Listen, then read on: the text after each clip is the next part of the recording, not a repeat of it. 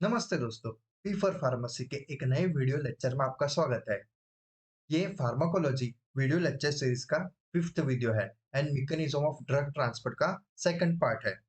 Previous video में हमने drug transport mechanism क्या होता है, उसका क्लासिफिकेशन एंड पैसिव प्रोसेस के जो फोर टाइप्स थे, passive diffusion, co transport and pore transport and facilitated diffusion plus जो करियर मीडिएटेड ट्रांसपोर्ट था उसको हमने डिटेल में डिस्कस किया था। अभी इस वीडियो में हम एक्टिव प्रोसेस को डिटेल में डिस्कस करेंगे। तो चलिए शुरू करते हैं। Active process is also known as uphill transport. Why uphill transport?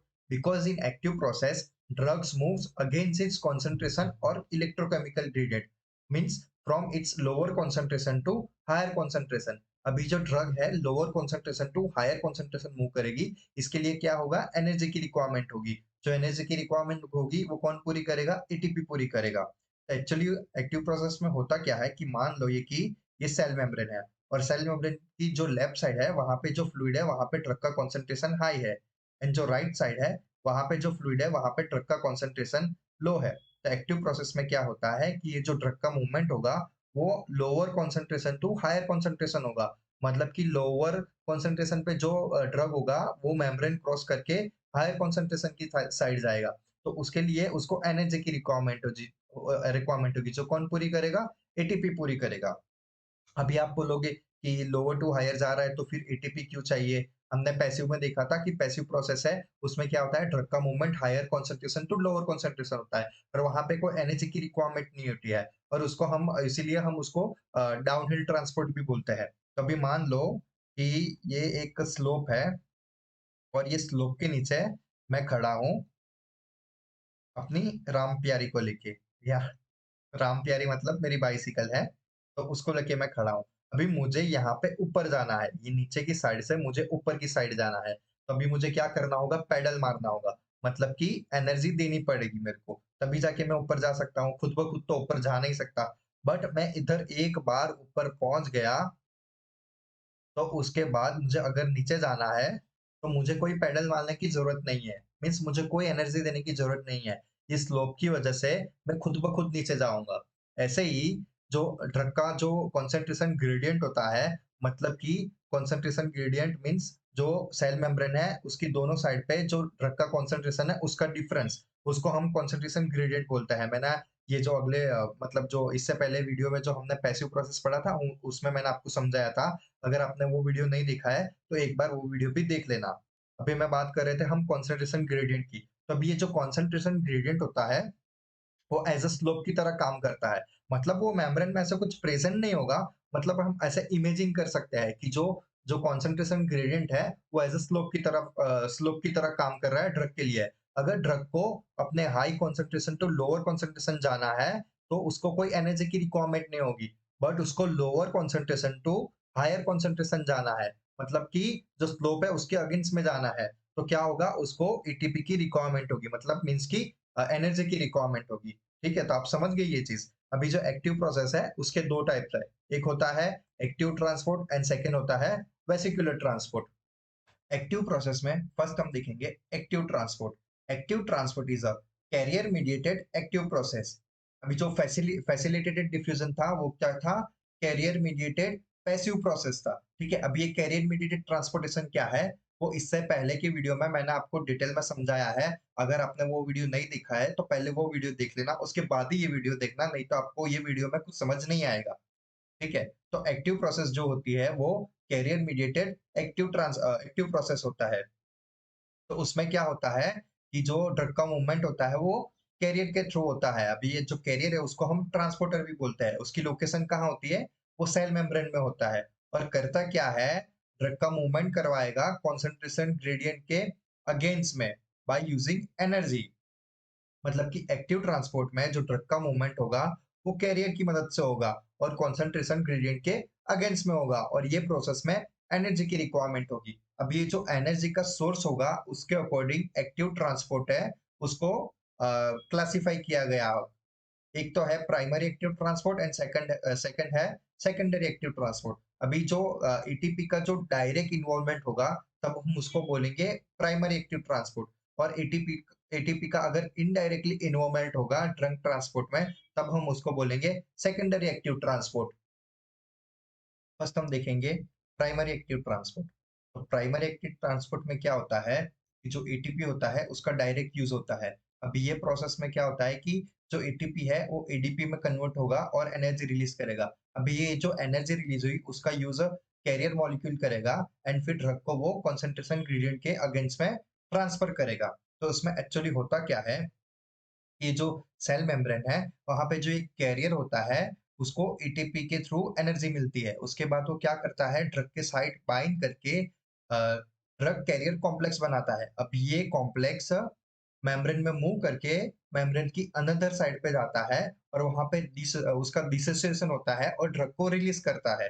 ठीक है, और फिर से वो फ्री फॉर्म में आ जाता है जो कैरियर होता है, और फिर वो जो फ्री फॉर्म में आ गया फिर वो नए नए मॉलिक्यूल के साथ नई ड्रग के साथ बाइंड करेगा और फिर उसका वो ट्रांसफर करवाएगा।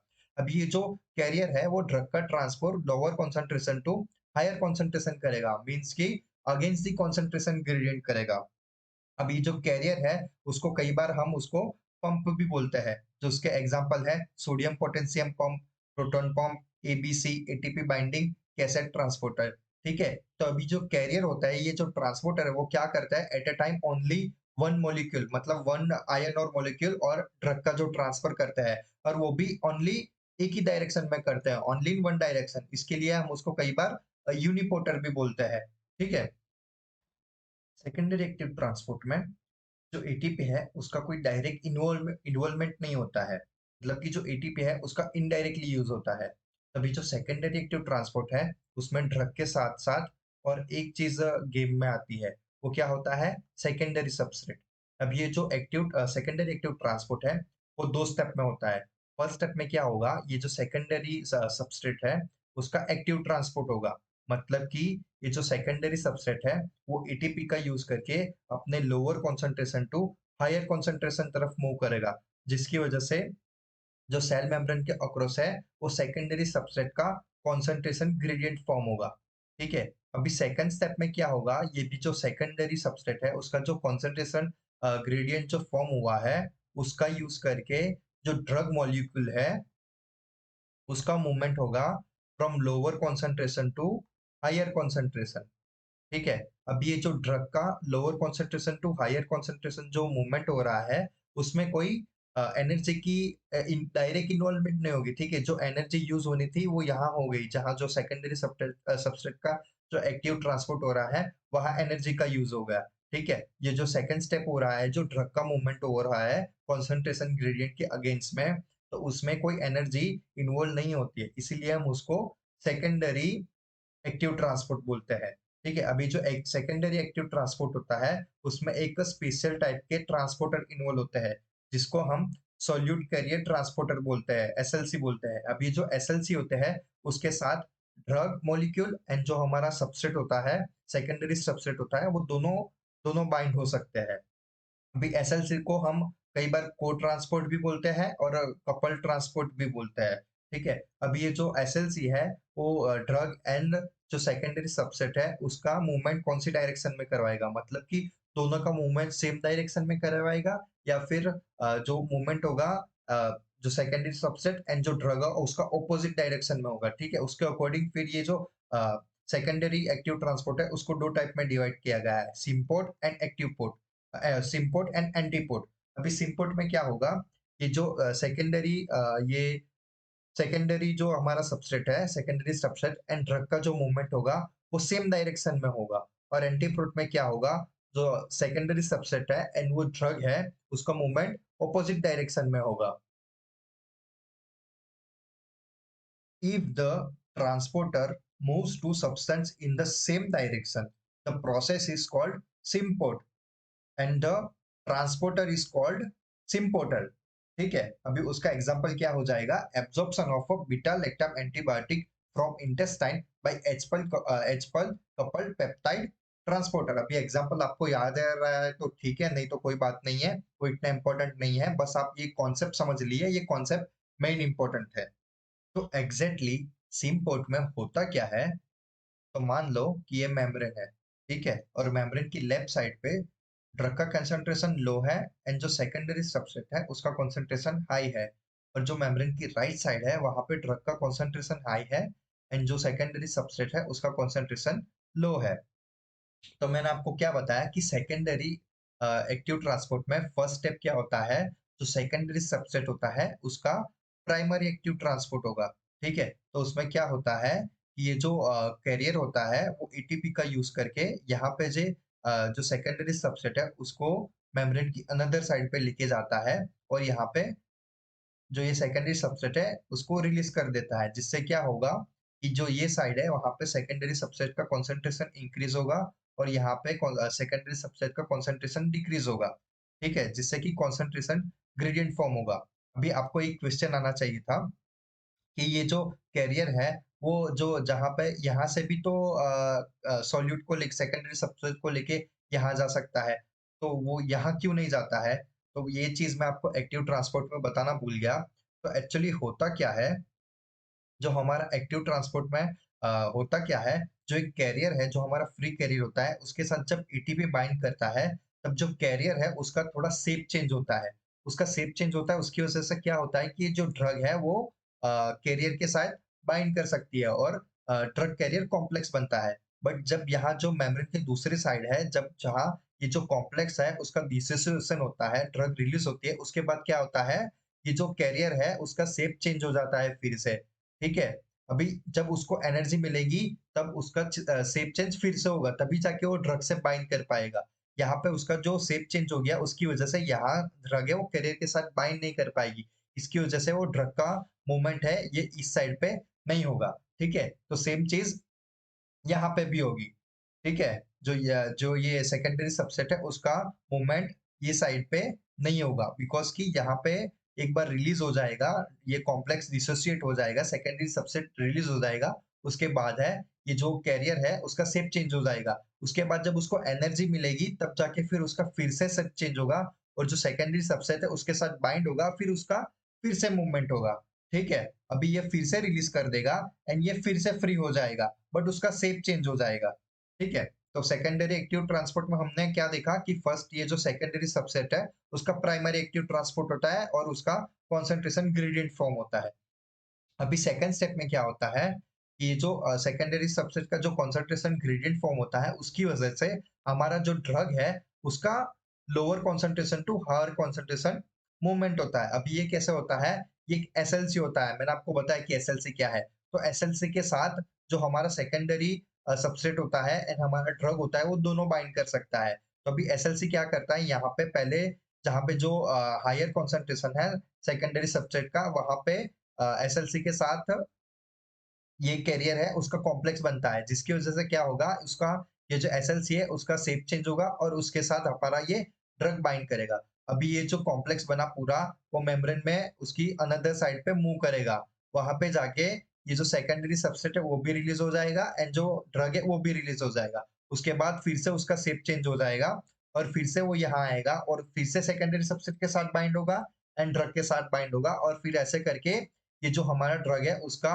Lower concentration to higher concentration movement होगा, मतलब कि against the concentration gradient movement होगा। तो ये एक्चुअली जो होता है वो सिम्पोर्ट में होता है। यहाँ पे क्यों सिम्पोर्ट बोलता है, क्योंकि जो हमारा जो सेकेंडरी सबस्ट्रेट है और ये जो हमारा ड्रग है दोनों का जो मूवमेंट है वो एक ही डायरेक्शन में हो रहा है। ठीक है, इसके लिए हम उसको सिम्पोर्ट बोलते हैं। नेक्स्ट हम एंटीपोड के बारे में डिस्कस करेंगे। If the transporter moves two substance in the opposite direction, the process is called antipode and the transporter is called antiporter। मतलब कि ड्रग एंड जो सेकेंडरी सबस्ट्रेट है उसका जो मोमेंट होगा वो ऑपोजिट डायरेक्शन में होगा, तब हम उसको एंटीपोड बोलेंगे। तो एग्जैक्टली एंटीपोड में होता क्या है, तो मान लो कि ये हमारा मेम्ब्रेन है। ठीक है, ये हमारा मेम्ब्रेन है।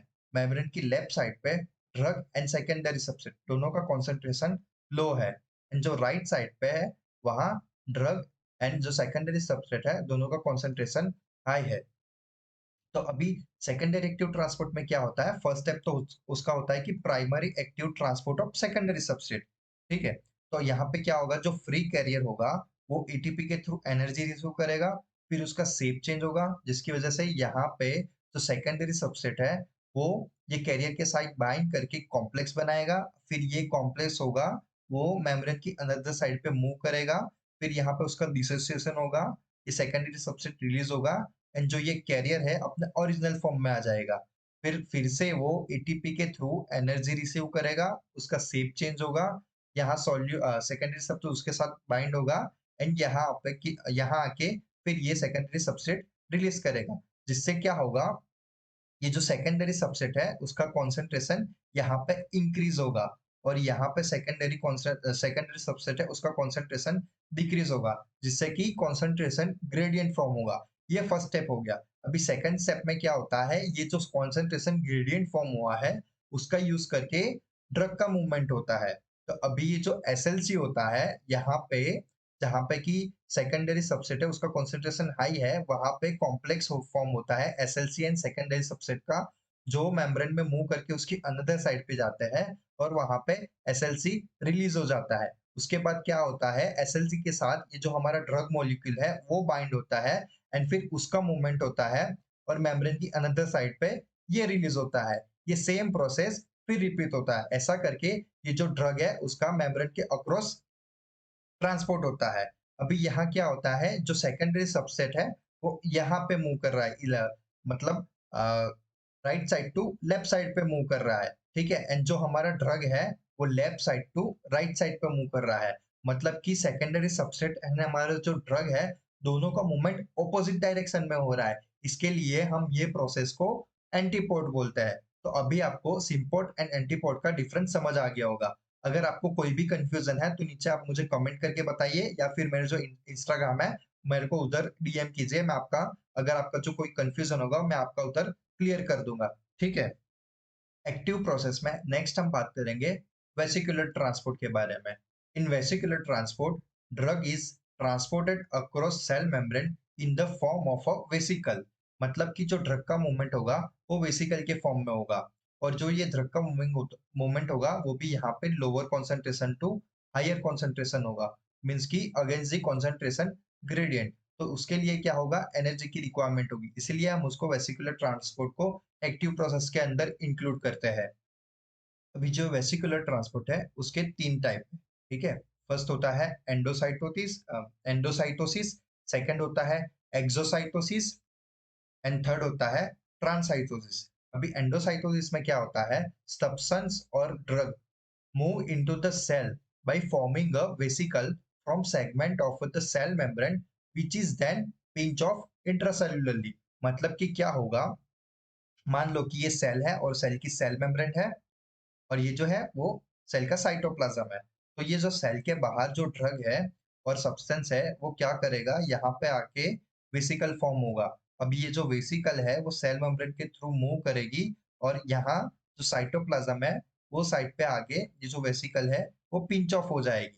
तो इसको हम क्या बोलेंगे, एंडोसाइटोसिस बोलेंगे। अब ये जो एंडोसाइटोसिस है उसके भी दो टाइप्स है, एक होता है फेगोसाइटोसिस और एक होता है पिनोसाइटोसिस। अगर सॉलिड पार्टिकल का अपटेक होगा तो हम उसको बोलेंगे फेगोसाइटोसिस, उसको हम सेल ईटिंग भी बोलते हैं। और अगर लिक्विड या फिर फ्लूइड का अपटेक होगा तब हम उसको बोलते हैं पिनोसाइटोसिस या फिर सेल ड्रिंकिंग, ठीक है। अभी नेक्स्ट होता है एक्सोसाइटोसिस। तो एक्सोसाइटोसिस में क्या होता है, substance are release from the cell. मतलब कि यहाँ पे जो सेल है, जो सेल के साइटोप्लाज्म है वहां से ये जो सब्सटेंस या फिर कोई ड्रग होगा वो सेल से बाहर निकलेगा, यहाँ पे आके वो वेसिकल बनाएगा, वेसिकल बना के फिर ये सेल के बाहर की साइड पे ये जो है वो सब्सटेंस होगा वो रिलीज हो जाएगा, तब हम उसको बोलते हैं एक्सोसाइटोसिस। अभी ट्रांसाइटोसिस किसको बोलते हैं, exocytosis plus sorry endocytosis plus exocytosis दोनों प्रोसेस एक साथ हो गए तब हम उसको ट्रांसाइटोसिस बोलते हैं। Sometimes a vesicle is responsible to successively move a substance into, across, and out of a cell. It involves both endocytosis and exocytosis. तो क्या होता है, ये जो सब्सटेंस या फिर ड्रग है वो सेल के अंदर आता है एंडोसाइटोसिस के थ्रू एंड फिर एक्सोसाइटोसिस के थ्रू वो सेल से बाहर निकल जाता है। तब ये जो प्रोसेस दोनों एक साथ होती है तब हम उसको ट्रांसाइटोसिस बोलते हैं। तो दोस्तों यहाँ पे हमारा जो मैकेनिज्म ऑफ ड्रग ट्रांसपोर्ट है उसके सारे जो सब टाइप्स है वो कंप्लीट होते हैं। तो नेक्स्ट हम बात करेंगे जो passive transport and active transport में जो डिफरेंस होता है उसके बारे में। फर्स्ट डिफरेंस है जो पैसिव प्रोसेस है उसमें जो ड्रग का मूवमेंट होगा वो higher concentration to lower concentration होगा। मीन्स की कॉन्सेंट्रेशन जो ग्रेडियंट है उसके अकॉर्डिंग होगा। और जो एक्टिव प्रोसेस है उसमें क्या होगा, जो ड्रग का मूवमेंट होगा वो lower concentration to higher concentration होगा। मीन्स की कॉन्सेंट्रेशन ग्रेडियंट के अगेंस्ट में होगा। सेकंड डिफरेंस है कि जो पैसिव प्रोसेस है उसके लिए एनर्जी की कोई रिक्वायरमेंट नहीं होती है और जो एक्टिव प्रोसेस है उसके लिए एनर्जी की रिक्वायरमेंट होती है। अब ये जो पैसिव प्रोसेस है उसमें एनर्जी की कोई रिक्वायरमेंट नहीं होती है। इसके लिए क्या होता है, जो मेटाबॉलिक पॉइजनिंग होती है वो क्या करती है, सेल के जो एनर्जी प्रोडक्शन है उसको इंटरफेयर करती है। ठीक है, तो ये जो मेटाबॉलिक पॉइजनिंग है वो ये प्रोसेस पे कोई इफेक्ट नहीं करती है बिकॉज एनर्जी ही इन्वॉल्व नहीं है। बट जो मेटाबॉलिक पॉइजनिंग है वो जो एक्टिव ट्रांसपोर्ट है उसको इंटरफियर करती है और इनहिबिट करती है। बिकॉज जो मेटाबॉलिक पॉइजनिंग होगा वो क्या करेगा, जो सेल के जो एनर्जी प्रोडक्शन होगा उसको इनहिबिट करेगा, जिसकी वजह से जो ट्रांसपोर्टेशन के लिए जो हमको एनर्जी चाहिए वो नहीं मिलेगी। ठीक है, जिसकी वजह से ये जो ट्रांसफर है वो इनहिबिट हो जाएगा। नेक्स्ट डिफरेंस है जो ये पैसिव प्रोसेस होती है वो स्लो होती है और जो एक्टिव प्रोसेस होती है वो फास्ट होती है as compare to passive process. Next difference in passive process concentration equilibrium across the cell membrane affects the transfer of drug molecule। ठीक है, जो concentration gradient होगा वो क्या होगा, ड्रग के जो ट्रांसफर होगा उस पर अफेक्ट करेगा। जितना concentration gradient हाई होगा उतना जो ट्रांसफर रेट है वो हाई होगा। इन इन in active process the concentration equilibrium across the cell membrane does not affect transfer of drug molecule। ठीक है, तो दोस्तों यहाँ पे हमारा एक्टिव एंड पैसिव का जो डिफरेंस है वो खत्म होता है। नेक्स्ट हम बात करेंगे पैरासेल्युलर और इंट्रासेल्युलर ट्रांसपोर्ट के बारे में। तो कई बार क्या होता है, ये जो सेल होते हैं उनके बीच में जो स्पेस होती है वहां से भी ड्रग का मूवमेंट होता है, मतलब ड्रग ट्रांसफर होती है, जिसको हम क्या बोलते हैं, पैरासेल्युलर और इंट्रासेल्युलर ट्रांसपोर्ट बोलते हैं। Transfer of drugs through space between the cell and this is not much important for drug transport. दोस्तों नेक्स्ट हम बात करेंगे कंबाइंड एब्जॉर्प्शन मैकेनिज्म के बारे में। तो अभी जो ये ड्रग ट्रांसपोर्ट है वो जो एब्जॉर्प्शन होगा, ड्रग का एब्जॉर्प्शन होगा जीआईटी से, तो जरूरी थोड़ी है कोई एक ही मैकेनिज्म से होगा। इतनी सारी जो ट्रांसपोर्ट मैकेनिज्म है कोई भी मैकेनिज्म फॉलो कर सकती है ड्रग, और ऐसा भी हो सकता है कि ड्रग एक से ज्यादा मैकेनिज्म से ड्रग का एब्जॉर्प्शन होता हो, तो उसी को हम बोलते हैं combined absorption mechanism. A drug might be absorb by more than one mechanism. उसके एग्जांपल है कार्डियक ग्लाइकोसाइड। तो एक्टिव एंड पैसिव दोनों ट्रांसपोर्ट मैकेनिज्म से एब्जॉर्प्शन होता है। विटामिन बी12 पैसिव डिफ्यूजन से भी होता है, फैसिलिटेटेड डिफ्यूजन से भी होता है एंड एंडोसाइटोसिस से भी होता है।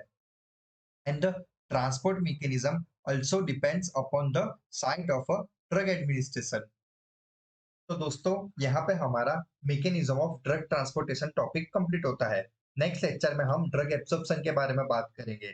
दोस्तों आपको ये लेक्चर कैसा लगा मुझे कमेंट करके बताइए, एंड लेक्चर की ऑडियो एंड वीडियो क्वालिटी भी कैसी है वो आप मुझे कमेंट करके बताइए, जिससे कि मैं उसको नेक्स्ट वीडियो में इम्प्रूव कर सकूं।